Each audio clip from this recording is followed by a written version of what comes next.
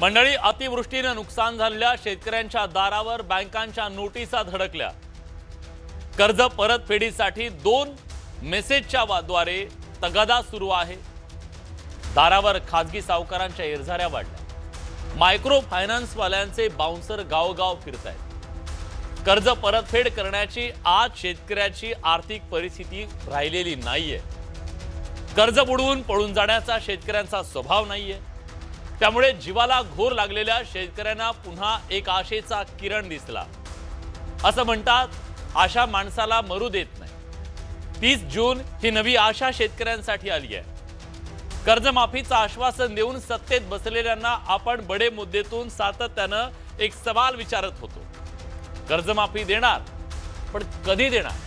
त्यावर कर्जमाफी करेंगे लेकिन तारीख नहीं बताएंगे अशी जी सातत्यानं भूमिका आलेले पाहुणे मांडत होते, त्या सगळ्या भूमिकेतून बाहेर येत अखेर मुख्यमंत्री देवेंद्र फडणवीस यांनी जाहीर केलं, 30 जून 2026च्या आधी राज्यातल्या शेतकऱ्यांची कर्जमाफी करणार असा त्यांनी शब्द दिला। त्यावर आश्वासन दिलं, ते मी दिलं का असं प्रश्न विचारणारे अर्थमंत्री अजित पवार आता कर्जमाफीसाठी राजी झालेत असं दिसतंय। पण एका अटीवरती कर्जमाफी मिळणार, पण ती सगळ्यांना मिळणार नाही। लहान शेतकऱ्यांना कर्जमाफी देऊ असं त्यांनी दरडावलं। खरं तर अर्थमंत्री अजित पवारांची ही चिडचिड होणं स्वाभाविक आहे। सत्तेत येण्यासाठी दिलेल्या आश्वासनांची पूर्तता करताना त्यांची अक्षरशः दमछाक होतीये। सरकारचा आर्थिक डोलारा शेतकऱ्यांसारखाच कोसळून पडलाय। लाडक्या बहिणीचे लाड पुरवता पुरवता त्यांच्या नाकीनं आले। इतर योजनांचा भार सोसवत नाहीये, सांगता येत नाही अशी परिस्थिती आहे। कंत्राटदारांचे हजारो कोटी रुपये थकलेत। अतिवृष्टीग्रस्त शेतकऱ्यांना 32,000 कोटींचं पॅकेज जाहीर केलं, पण त्याची जुळवाजुळव करताना घामटा निघतो। कर्ज उचल करण्याची राज्याची मर्यादा संपली आहे। अशा परिस्थितीत सरकारनं दिलेला शब्द पाळण्यासाठी त्यांनी वेळ मागून घेतला। शेतकरी नेत्यांनीही समजून घेत त्याला होकार दिला, पण काही जण त्याला फसवलं, मॅनेज झाले, गुंडाळलं, चालढकल असे सगळे शब्द वापरून टीका करतायत। तर काही जण अखेर तारीख तरी सरकारकडून घेतली की नाही आणि हेच आंदोलनाचं यश आहे असं म्हणतात। पण काही प्रश्न शेतकऱ्यांच्या मनात अनुत्तरित आहेत। शेतकऱ्यांनी 31 मार्चला कर्ज भरायचं की नाही? तगादा लावणाऱ्या त्या बँकांच्या दबावाचं नेमकं काय करायचं? शेतकऱ्यांना पेरणीला नवं कर्ज पुढच्या 26च्या पेरणीच्या खरीपाच्या पेरणीचं कर्ज मिळणार का? प्रश्न अनेक आहेत। हे क्रॉप लोन असेल की लॉंग टर्मचा असेल, असे अनेक प्रश्न आहेत, ज्या प्रश्नांची आज आपल्याला चर्चा करायची आहे बडे मुद्देच्या माध्यमातून। पण त्याआधी बघूया टीका काय। या चर्चेत सहभागी होण्यासाठी आपल्यासोबत भाजपचे खासदार अनिल बोंडे आहेत, आपल्यासोबत शेतकरी नेते अजित नवले आहेत, काँग्रेसचे प्रवक्ते हनुमंत पवार आहेत आणि शेतकरी नेते किशोर तिवारी आहेत। सगळ्या मान्यवर पाहुण्यांचं मी स्वागत करतो आणि चर्चेची सुरुवात अर्थातच आंदोलक शेतकरी नेते अजित नवले सरांपासून करतो। नवले सर, खरं तर एका बाजूला तुमच्यावरती फुलं पडतायत, शेतकरी आनंद व्यक्त करतायत की किमान कर्जमाफी करेंगे लेकिन तारीख नहीं बताएंगे ह्या भूमिकेतून तारखेवर तुम्ही आणलं सरकारला, म्हणून तुमचं एका बाजूला कौतुक होतंय। पण काही जण म्हणतात तुम्ही मॅनेज झाले। नाही, आपण जरा दुरुस्ती केली पाहिजे की आंदोलक आम्ही पाठिंबा देणारे कार्यकर्ते आहोत। आंदोलन बच्चू कडू साहेबांचंच होतं। आम्ही पाठिंबा द्यायला शेतकऱ्यांसाठी आंदोलन केलं, तर आम्ही त्यांच्याही पाठीशी उभे राहू हे मी तुम्हाला नम्रपणाने सांगतो। त्यामुळे ही वेळ, हे आंदोलन फसलं की जिंकलं हे ठरवण्याची नाहीच आहे। अजून खूप लढा बाकी आहे। त्या समितीची भानगड सरकारने आपल्या पुढे उभी करून ठेवली आहे ना, ती समिती कशाला पाहिजे हो? आज डाटा सरकारकडे उपलब्ध आहे। 2-3 कर्जमाफ्यांचा अनुभव तुम्हाला आहे। कोणाला कर्जमाफी पाहिजे त्याच्या याद्या तुमच्या तयार आहेत। शक्तीपीठचा महामार्ग आणताना तुम्हाला असा अभ्यास करण्यासाठी एखादी कमिटी नेमाविषयी वाटली का? नाही नेमली ना तुम्ही। त्या ठिकाणची सुरजागडची लाखो एकरची झाडं उद्ध्वस्त करायची होती, ती करावी की न करावी याच्यासाठी तुम्हाला काही अभ्यास करण्याची गरज वाटली का हो? नाही वाटली। त्यामुळे मग याचा अर्थ महाराष्ट्रानं काय घ्यायचा? याचा अर्थ महाराष्ट्रानं काय घ्यायचा? तुम्हाला काय म्हणायचंय? फसवले म्हणायचंय की तुम्ही संयमानं घेताय? फसवण्याचा मुद्दाच नाही. आम्ही कालही तेच म्हणत होतो, आजही तेच म्हणणार आहे, उद्याही तेच म्हणणार आहे. त्या समितीचे चुरगाळी करा आणि ती खड्ड्यामध्ये घाला. त्या समित्या भीमित्या आम्हाला मान्य नाही. देवेंद्र फडणवीस साहेबांनी स्टेडियम येऊन सांगितलं की 30 जून 2026च्या आत 7/12 कोरा करणार आणि निवडणुकीत सांगितलं होतं कोरा कोरा कोरा. हे दोनही शब्द देवेंद्र फडणवीस साहेबांनी आणि भाजपने पाळले पाहिजे. त्यांनी जर ते पाळले नाही तर नावं कोणते असतील, नेते कोणते असतील, पण या महाराष्ट्रातले शेतकऱ्यांची पोरं यांचा बेत पाहिल्याशिवाय राहणार नाही. हे नीट समजून घेतलं पाहिजे. काळ बदलतो आहे, त्याच्यामुळे आता करणं आणि समित्याच्या आड लपणं ह्या भानगडी आता चालणार नाहीत. हे जरा बडे साहेब नीट भाजपच्या लोकांनी आणि सरकारने समजून घेण्याची गरज आहे. अजित पवार साहेबांचं काहीतरी वक्तव्य आलंय, गरिबांचं करू. अरे साले, श्रीमंतांना तुम्ही कॉर्पोरेट कंपन्यांना 14 लाख कोटी रुपये कर्ज दिले, त्यावेळी ते गरीब कॉर्पोरेट पाहून तुम्ही दिले का? काय तुम्ही बोलताय? पाऊस सगळ्याच शेतकऱ्यांच्या याच्यावर पडलाय, त्यामुळे तुमचे आदेश, अटी, शर्ती अजून पाण्यात म्हैस आहे. अजून लोकांना निर्णय पण कळाला नाही, लगेच तुमचं चालू झालं, गरीबाला देणार, श्रीमंताला नाही देणार, आमक्याला देणार, फलाण्याला नाही देणार. अरे काय तमाशा लावलाय तुम्ही? निवडणुकीत निवडून येण्यापूर्वी तुम्हाला सुचत नव्हतं का हे सगळं बोलायला?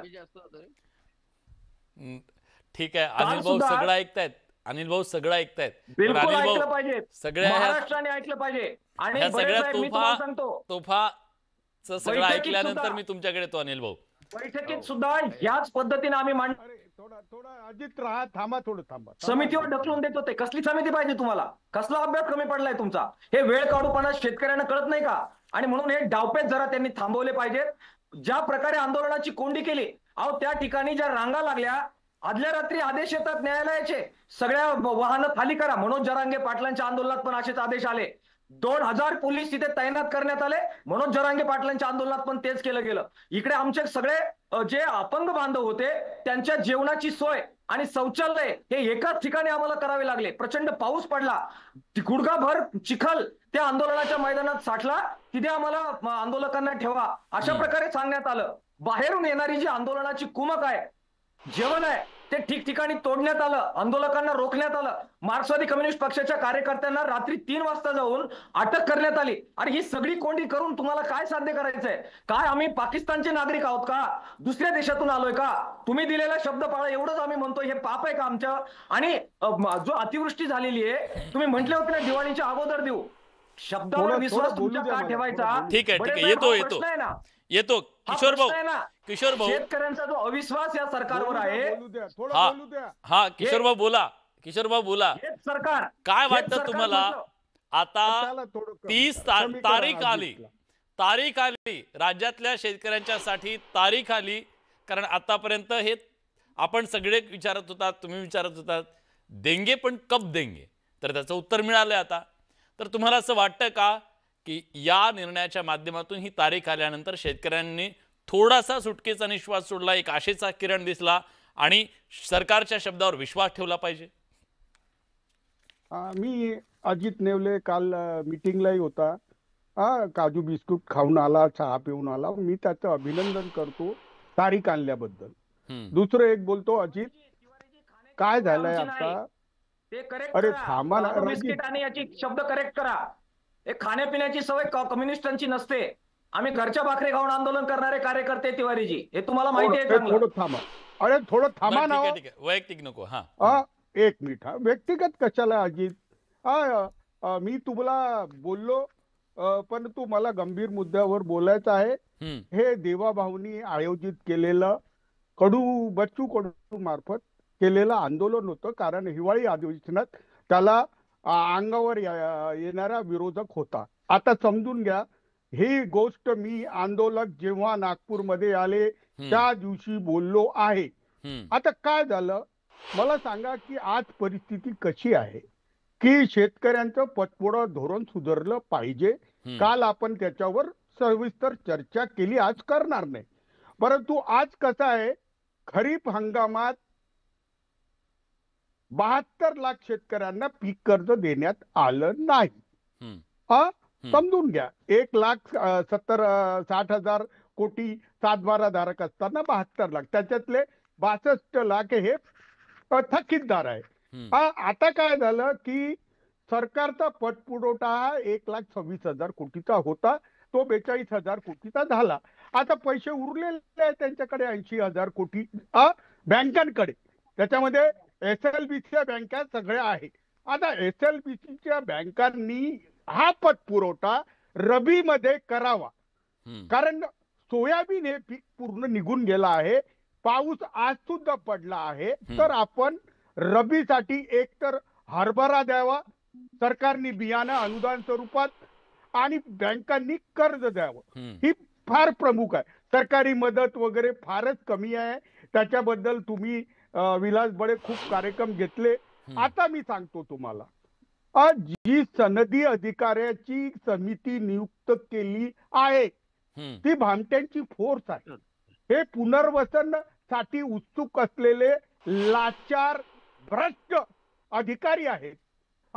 देवाभाऊनी स्वतःची कमिटी अपॉइंट करायची, 2 उपमुख्यमंत्री ठेवायचे आणि बच्चू कडूला ठेवायचं होतं. हे 9 लोकांची कमिटीचं 4 वाजता घोषणा होते आणि 8 वाजता हे लोक चर्चेला जातात आणि बाहेर येऊन हारतुर घालतात. तुम्ही आम्हाला मूर्ख बनवायला निघाले. मी एक सांगतो तुम्हाला, या कमिटीने जर तर केलं आणि देवेंद्र फडणवीसनी 14 ते 19 मध्ये दिलेली कर्जमाफीचे लाभधारक इथे येणार नाही. उद्धव ठाकरे यांनी 21-22 मध्ये केलेली कर्जदारीचे लाभधारक येणार नाही. नियमितपणे भरणारे येतील. अजित पवार म्हणतात की फुकटे येणार नाही, गरीबच येणार. तर येणार कोण? खासदार अनिल बोंडे, हनुमंत पवार, किशोर तिवारी यांच्यासारखे मस्तवाल शेतकरी येतील. आता नाही, अजितदादा म्हणाले असे मस्तवाले, म्हणजे तुम्हाला नाही म्हणत आहे, पण ते अजितदादा नाही. बोला. मला जरूरत नाहीये. माझ्या खात्यात 8,500 आले. ज्याला जरूरत आहे त्याच्या खात्यात 4,500 टाकले. हे बघा, सगळ्यात अविश्वासू माणूस देवाभाऊ आहे. आणि या देवाभाऊच्या एका फोनवर गुवाहाटीला गेलेला बच्चू कडू, त्याच्या एक फोनवर कर्जमाफी काय झाली नाही. बच्चू कडू यांनी आंदोलन करण्याची नैतिकता गमावली आहे. मनोज जरांगे यांच्याबद्दल मला आदर नव्हता, पण आज त्यांचं वक्तव्य ऐकलं. अरे किती साफ माणूस आहे. तुम्ही आंदोलन स्थगित करून येतात. गाठ बच्चू कडूची आहे.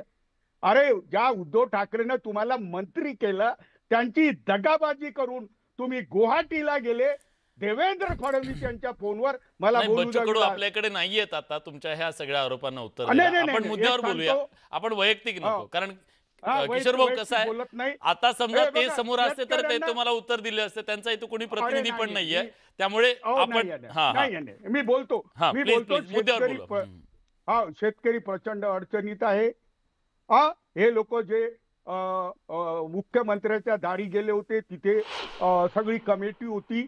तर यांनी रबीसाठी कर्ज वाटपाबद्दल बोलले काय, वसुली थांबवण्यासाठी बोलले काय, कमिटी जी दुपारी 4:30 वाजता नियुक्त करण्यात आली होती त्याचा प्रोटेस्ट लॉन्च केला होता काय, जो आज मोठा आवाज निघतो तो काल का निघाला नाही. आमचं आंदोलन तुम्ही तुमची माहिती घ्या.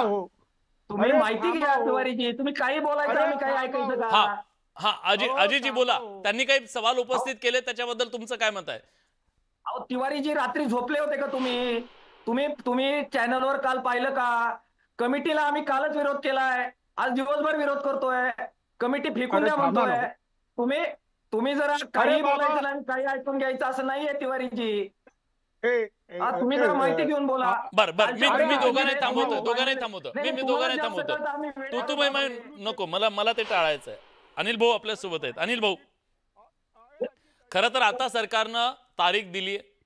एक प्रकारे असं म्हणतो की होप्स क्रिएट झालेले आहेत. या तारखेनं काय झालंय तर या राज्यातल्या लाखो शेतकऱ्यांच्या मनात तुम्ही आशा निर्माण केलेली आहे. पण विरोधकांना मात्र अजूनही तुमच्या हेतूबद्दल शंका वाटते. त्या संदर्भात तुमचं काय म्हणणं आहे? खरं म्हणजे काय, की देवेंद्रजी फडणवीसांनी प्रत्येक वेळेला प्रत्येक आंदोलनामध्ये सकारात्मक भूमिका घेतली. 2014 ते 2019 मध्ये अजित नवले यांचा लॉंग मार्च जो आला होता, त्या लॉंग मार्चला सुद्धा आझाद मैदानामध्ये सगळे आदिवासी शेतकरी त्यांना येऊ दिलं आणि त्यांच्यासोबत चर्चा केली आणि त्यांच्या पण मागण्या ज्या काही होत्या त्या मान्य केल्या आणि अजित नवले यांनी आंदोलन पाठवलं आणि त्या आंदोलकांना रेल्वेनी बसनी पाठवण्याची व्यवस्था सुद्धा देवेंद्र फडणवीसांनी केली. मनोज जरांगे यांचं आंदोलन झालं.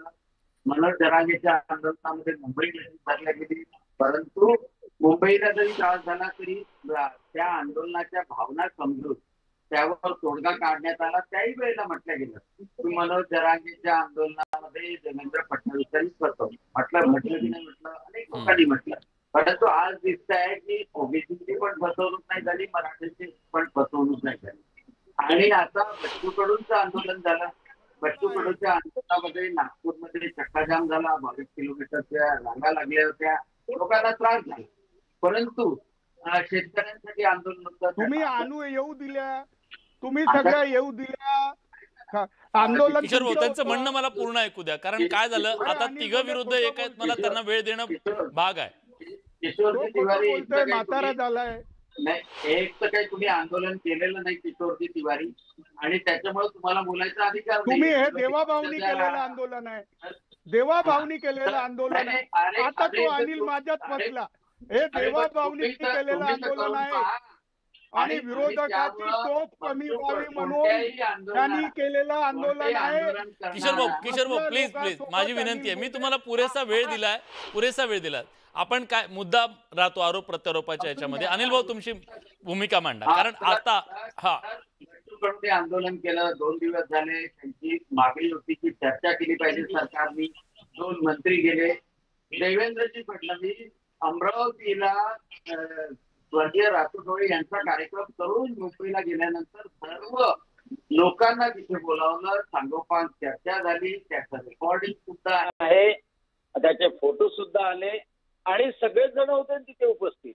राजू शेट्टी होते, अजित नवले होते, सर्वजण उपस्थित होते. त्यामध्ये ती तारीख दिली आणि सर्वांचं समाधान होईल, कारण की यामध्ये प्रेस्टिज करण्याचा इश्यूज नाही की बच्चू कडू जिंकतात आहे की देवेंद्र फडणवीस जिंकतात आहे, की यामध्ये शेतकरी महत्वाचा घटक आहे आणि त्यामुळं यावर शंकाही कोणी घेऊ नये.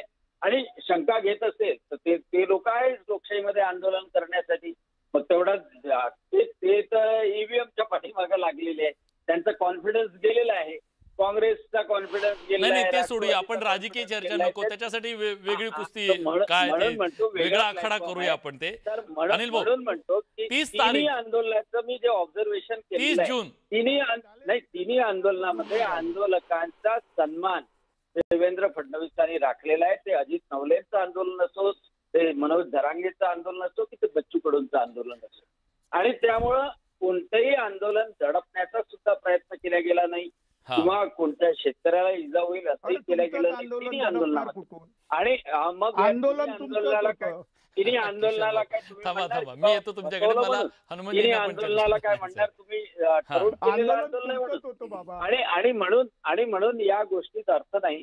राज्य कसं चालवावं हे देवेंद्रजी फडणवीसांना अतिशय चांगल्या तऱ्हेने माहित आहे की लोकशाही पद्धतीने कसं राज्य गुवाहाटी सुरत मार्गे सरकार कसं चालवावं माहित आहे आणि गुवाहाटी सुरत मार्गे कसं चालवावं माहित आहे. गोष्टही लक्षात ठेवा की अडाणीचे 5,000 कोटी घेऊन सरकार किशोर प्लीज माझी विनंती आहे आपल्याला. 30,000 कोटी रुपये 35,000 तुझ्या विनंतीला मान देतो, तालुके तोडले होते. थँक्यू. अनिल बोंडेला आणि त्याशिवाय मुख्यमंत्र्यांचं जे शेतकऱ्यांना 6,000 रुपये देतात प्रधानमंत्र्यांच्या सोबत, ते सुद्धा सुरू ठेवले. उपकार करता काय? ठीक आहे, पूर्ण भाव द्या, कापूस पूर्ण घ्या, अरे सोयाबीन देणं सुरू करा, कापूस आणि कर्जमाफी आज द्या, सर्वांचा 7/12 गोळा करा. एक माणूस तारीख चांगली होती काय? लाडक्या बहिणीचे पैसे पाठवा, लाडक्या बहिणीचे पैसे पाठवा. त्याच्या लोकांबरोबर अनिल बोंडे राहू नका. कृषी मंत्री राहिले, खासदार राहिले, आणि आता त्याच्यामुळे नाही नाही एक मिनिट यांना- हनुमानजी यांना- हनुमानजी मी दोघांनाही थांबवतोय त्यांना कधी शेतकऱ्यांचा विश्वास गरीब संपादन होता, गरीब करता होता. येणार नाही. बाबा गरीब जनतेचा गरीब विश्वास संपादन करता येणार नाही, एवढं नाही नक्की आहे. हनुमानजी जो तोडगा निघाला त्या तोडग्याबद्दल तुमचं काय म्हणणं आहे? अखेर सरकारनं हे तरी स्पष्ट केलं की आम्ही कर्जमाफी देणार आहोत आणि त्याची तारीख सुद्धा सांगितली. कालपर्यंत तुम्ही हेच सांगत होता की आम्हाला तारीख हवी आहे आणि तुमचाही आंदोलनाला पाठिंबा होता. विलासजी, कालचं आंदोलन आणि त्या आंदोलनाला सरकारला सामोरी गेलेली समिती आणि त्यातून बाहेर आलेली आजची कर्जमाफीच्या मुद्द्यावर दीर्घकालीन तोडगा काढण्यासाठी सूचना करण्यासाठी सरकारी अधिकाऱ्यांची जी कमिटी नेमली, तर हे सगळं मराठी भाषेमध्ये, आमच्या गावाकडच्या भाषेमध्ये याला लबाडागतचं अवतरण म्हणतात. त्याचं कारण सांगतो मी तुम्हाला. बावनकुळे साहेब महत्वाचे मंत्री आहेत, अजितदादा महत्वाचे मंत्री आहेत, देवेंद्र फडणवीस साहेब महत्वाचे मंत्री आहेत, हे सरकारचा चेहरा आहेत. या तिघांची विधानं जर तुम्ही पाहिली तर ही कर्जमाफी ते देणार नाहीत याची खात्री पटते. आता ते म्हणले काय, ह्याच्यावर विश्वास ठेवायचा असेल तर गृहमंत्री अमित शहा साहेब, नरेंद्र मोदी साहेब कर्जमाफी देतो म्हणाले होते. त्यांच्या शब्दासाठी आम्हाला आंदोलन करावी लागली. त्यामुळे ते म्हणले काय, त्याच्यापेक्षा ते पावलं काय उचलतायत याकडे आपण लक्ष देऊ. बावनकुळे साहेब आज म्हणाले की ज्या शेतकऱ्यांना खरंच गरज आहे त्यांना आम्ही कर्जमाफी देऊ. माझा साधा प्रश्न आहे की तुम्ही धाराशिव तालुक्यामधल्या सुंबा गावामध्ये माझ्या चला, लातूर मधल्या एखाद्या कवठा गावामध्ये चला, तुम्ही तिकडे निलंग्यामध्ये चला आणि दाखवा बरं गावामध्ये खरं गरज असलेला शेतकरी आणि खोटी गरज असलेला शेतकरी. नाशिक भागामधल्या कांद्याची निर्यात बंदी लादून तुम्ही त्याही शेतकऱ्याला पिचवलंयच ना. सोयाबीनला हमी भावानं खरेदी तुम्ही अजून चालू केली नाही, तोही पिचलेला आहे. आणि जळगावमध्ये जो कापूस पिकवतो, बीडमध्ये कापूस पिकवतो, त्याही शेतकऱ्याला फसवलंय. धानाचा शेतकरी विदर्भामधला, बोंडे साहेब इथं बसलेले आहेत, कृषी मंत्री होते, त्यांनाही माहित आहे धानाचा शेतकरी अडचणीत आहे. मग जे बावनकुळे साहेब खरा शेतकरी कर्जमाफीची गरज असलेला आणि खोटा शेतकरी कर्जमाफीची गरज असलेला हा वाद का निर्माण करतायत यांच्या हेतूवर म्हणून संशय येतोय. दुसरा संशय, खुद्द देवेंद्रजी फडणवीस साहेबांनी पुण्यामध्ये सांगितलं माध्यमांना बोलताना की कर्जमाफी केली की म्हणे बँकांना पैसा जातो. 9वीच्या अर्थशास्त्रामधल्या विद्यार्थ्या सुद्धा कळतं की कर्जमाफी दिल्यानंतर बँका शेतकऱ्यांना पुन्हा तातडीनं कर्ज द्यायला मोकळ्या होतात, बँकांना कर्ज देता येतात, शेतकऱ्यांना रब्बीला पेरायला पैसे मिळतात. त्यामुळे हे बँकांना पैसे द्यायचं जे नरेटिव्ह, फेक नरेटिव्ह फडणवीस साहेब पुन्हा पुन्हा बोलतायत ते साफ खोटं आहे. शेतकऱ्यांना थेट पैसे मिळणार आहेत. तुम्ही 2017ला केली होती ना कर्जमाफी फडणवीस साहेबांनी, 44 लाख शेतकऱ्याला कर्जमाफी केली होती, 1.5 लाख रुपयाचं कर्ज माफ केलं. त्यावेळेस तुम्ही बँकांचे खिचे बदले होते का? 2020ला उद्धव साहेब ठाकरे, आम्ही सगळे सरकारमध्ये होतो, 34,000 35,000 कोटीची कर्जमाफी केली ना आम्ही. त्यावेळेस शेतकऱ्याला मिळालेले पैसे आम्ही बँकांना दिले. ते मनमोहन सिंग साहेबांनी तुम्ही काल नव्हतात हनुमानजी, काल तुम्ही नव्हतात. त्या कर्जमाफीतले सुद्धा हजारो कोटी रुपये अजून देणं बाकी आहे. त्याच्याबद्दल शेतकरी कोर्टात गेलेत, अवमान याचिका दाखल केली, उत्तर द्यायला कोणी तयार नाहीये. शेतकरी अविश्वास, सरकार कुठलंही असू द्या, निर्णय होतो पण अंमलबजावणी होत असताना त्याच्यामध्ये शेतकऱ्यांना नेहमी अडचणी आणि त्या सगळ्या संकटाचा सामना करावा लागतो. त्याला ती विलासजी थोडं प्लीज करा. देवेंद्र फडणवीस साहेबांनी दिलेले कर्जमाफी छत्रपती शिवाजी महाराज कर्जमाफी होती, उद्धव साहेबांनी दिलेली महात्मा फुले कर्जमाफी होती आणि केंद्र सरकारची मनमोहन सिंग साहेबांनी ज्या 2017ची जी कर्जमाफी झाली त्या विरोधात शेतकरी कोर्टामध्ये गेलेले, हे लक्षात घेतलं पाहिजे. म्हणून मी म्हणतो की यांची कृती काय आहे त्याच्यावर. आणि तिसरं उदाहरण सांगतो की अतिवृष्टीची मदत देणं ही आमची प्राथमिकता आहे असं फडणवीस साहेब काल म्हणाले, आज म्हणाले. अतिवृष्टीची मदत आणि कर्जमाफी हे दोन विषय ठरवून एकत्र आणले जातात, काहीही संबंध नाही. अतिवृष्टीनं झालंच असेल तर कर्जबाजारी शेतकऱ्याचं संकट, दुःख आणि कर्ज दुप्पट झालं. त्यामुळे ती फेडण्यासाठी NDRF आहे ना, SDRF आहे ना, मोदी साहेब बसलेत ना, केंद्र सरकार बसलंय ना, ते का देत नाहीत पॅकेज? मी विचारतो अनिल भाऊ, मला सांगा, आज राज्य आर्थिक संकटात आहे, तुम्ही राजकीय अभिनिवेश सोडा बाजूला, ते विरोधक आहेत, ते तुमच्यावर टीका करतील, पण तटस्थपणे जर बघायचं झालं तर ही गोष्ट सामान्यातल्या सामान्य माणसाला कळेल की तुमची काय तारेवरची कसरत सरकार चालवताना आहे, आर्थिक काय परिस्थिती आहे, हे याच्याबद्दल दुमत नाही. अशा वेळी राज्य आर्थिक संकटात असताना मग केंद्रामध्ये जाऊन मोठ्या प्रकारचं एखादे मदतीचं पॅकेज आणून या प्रश्नावर मार्ग निघू शकत नाही का? किंवा मग या दृष्टीने तुम्ही करताय? बरोबर आहे, टीका करायला काही लागत नाही. परंतु सरकारमध्ये असताना NDRFचे नॉर्म यांनाही माहित आहे एनडीआरएफचं नॉर्म पहिल्यांदा नरेंद्रजी मोदी यांनी वाढवले, परंतु एनडीआरएफच्या नॉर्म्सच्या पुढे जाऊन मदत केलेली आहे. म्हणजे ती राज्य सरकार स्वतः करते. त्यामध्ये 10,000 प्रति हेक्टर रब्बीचे आहे ते आहे, मनरेगामधून ते करतो आहे आपण खरडलेल्या जमिनीसाठी ते अलग. त्याशिवाय 2 हेक्टरची जी मदत होती ती 3 हेक्टरची केलेली आहे. म्हणजे राज्य सरकारचं जास्त काम करताय, स्वतःच्या अंगावर बोजा घेतोय, तर ते स्वागत नाही करायचं का त्याचं? कारण की केंद्र सरकार तर सर्व राज्यांना एनडीआरएफच्या नॉर्म्सप्रमाणे मदत करणार, 2 हेक्टर पर्यंत मदत करणार, आणि मग त्याच्या पलीकडे जाऊन आपण शेतकऱ्यांना मदत करतोय, तर ती तर चांगली गोष्ट आहे ना.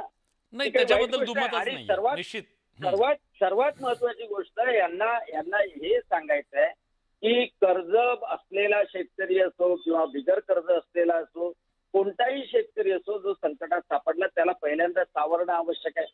आता जून 2026 पर्यंत जी तारीख दिली त्यापर्यंतची जी कर्जमाफी राहील त्याच्यासाठी समिती नेमली आहे की जे शेतकरी यामध्ये पिसलेले आहे. आता हे म्हणतात अरे नोकरी करणारा माणूस आहे, मी डॉक्टर माणूस आहे, मी जर कर्ज घेतलं असेल तर मी भरू नाही का? ज्याच्याकडे दुसरं उत्पन्न आहे, इन्कम टॅक्स साठी जर का घेत असतील बाकीचे लोक, काही उद्योगातले लोक घेत असतील तर त्यांचं कर्ज माफ करायचं का? हा सवाल आहे ना. आणि त्याच्यामध्ये गरीब शेतकऱ्यांची गोष्ट मी विचारतो गरीब शेतकऱ्यांची गोष्ट होती. मी विचारतो बहुतेक किशोर भाऊ त्याच्याबद्दल किशोर भाऊ हे लॉजिकल नाहीये का? किशोर भाऊ हे लॉजिकल नाहीये का की जर समजा इन्कम टॅक्स भरणारे बडे 3 माणसं बोलताय, बडे शेतकरी कोण असतील गरज नाही तर त्यांना का द्यावी कर्जमाफी? कर्ज घेतलं असेल तर खासदार साहेब बोलतो ना. बरं मी विचारतो, अनिल भाऊ मी विचारतो.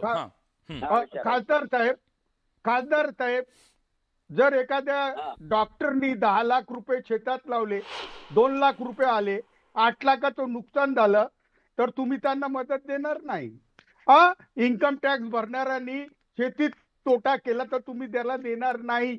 नोकरीदार माणसानं शेतीत तोटा केला तर त्याला तुम्ही पैसे देणार नाही.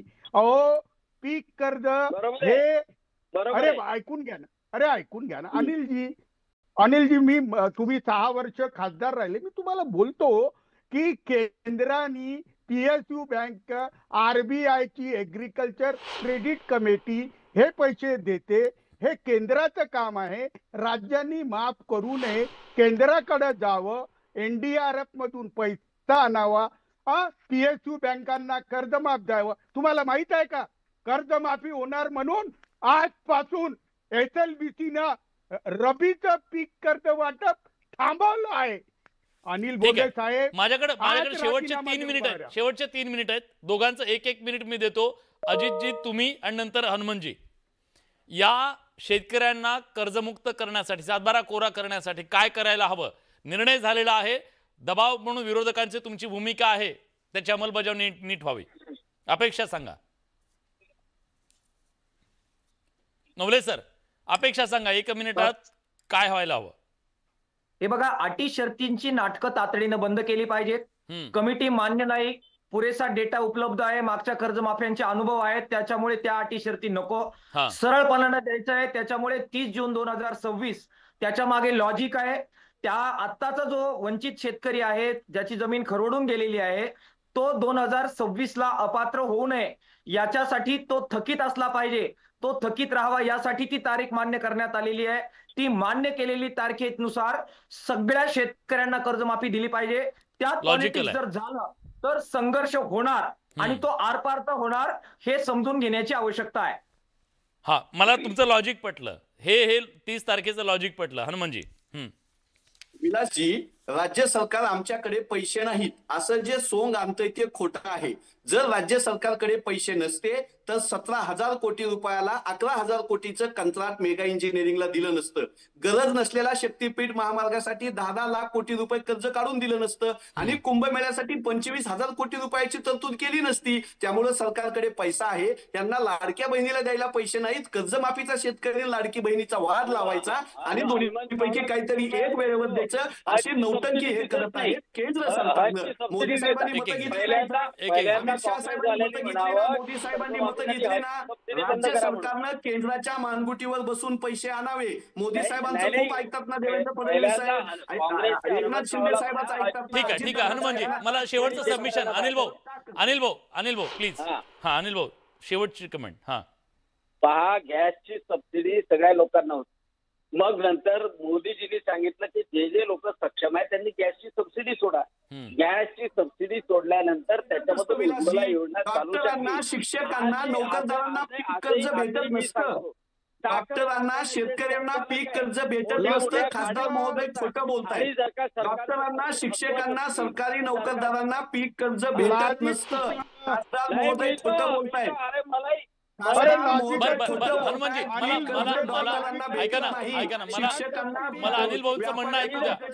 अनिल भाऊ तुम्ही बोला, आता बाकी कोणी बोलू नका प्लीज. शेवटचा 1 मिनिट आहे अनिल भाऊ. नाही, माझं एवढंच म्हणणं आहे की गरीब शेतकऱ्यांचा जे पूर्ण शेतीवर अवलंबून आहेत त्यांना निश्चितपणे कर्जमाफी झाली पाहिजे. दुसरा इन्कम सोर्स नसतो. पण साखर कारखान्याचा संचालक आहे, मोठा माणूस आहे, मोठी गाडी बुक करतो, मोठे हॉस्पिटल्स आहे, नोकरी आहे, क्लास 1 आहे, क्लास 2 आहे, शिक्षक आहेत. अरे यांनी कर्ज घेतलं तर कर्ज तर भरायला पाहिजे ना. बाकीचे कर्ज भरतात, ते हाऊसिंग लोन भरतात, फक्त शेतीवरचं क्रॉप लोन भरत नाही. जीव देणारे शेतकरी शेतकऱ्यांचा जीव जातो तो शेतकरी दिसत नाही. आत्महत्या करतो विदर्भ मराठवाड्यात शेतकरी दिसत नाही. गाडी घेतली दिसते. ठीक आहे अनिल भाऊ फक्त एक गोष्ट सांगतो. तुमचा जो हेतू आहे ना त्याच्याबद्दल अजिबात शंका नाहीये. तुमचा हेतू की गरिबां ज्या गरजू आहेत त्यांना मिळावी, डिफेंडर गाड्या घेणाऱ्यांना मिळू नये, याच्याबद्दल दुमतच नाहीये. मर्सिडीज गाड्या घेणाऱ्यांनी हे. पण या राज्यातला एकच असा आमदार, ज्या आमदारांनी, तुमचे भाजपचे आमदार आहेत, त्यांनी सांगितलं की मला मिळालेली ही जी मदत आहे अनुदान आत्ताचं मी परत करतोय. बाकी आमदारांनी केलेली नाहीये, खासदारांनी केलेली नाहीये. कदाचित जाहीर केली नसेल पण माध्यमांच्या समोर ते आलेली नाहीये. काय हरकत आहे अशा गोष्टी करायला की मला गरज नाहीये मी परत करतो. ही गोष्ट व्हायला हवी कारण गरजूपर्यंत ती मिळायला हवी. आणि सगळ्यात महत्त्वाचं म्हणजे या सगळ्या मुद्द्याच्या अनुषंगानं तारीख मिळाली आहे, याच्यावर समाधान मानून चालणार नाही. त्याची नीट अंमलबजावणी होऊन गरजू शेतकरी कर्जमुक्त होऊन पुन्हा एकदा मातीत कष्ट करायला तो सन्मानानं उभा राहिला पाहिजे. हा सन्मान निधी आहे, माफी नाही आहे, तो काही गुन्हेगार नाही आहे.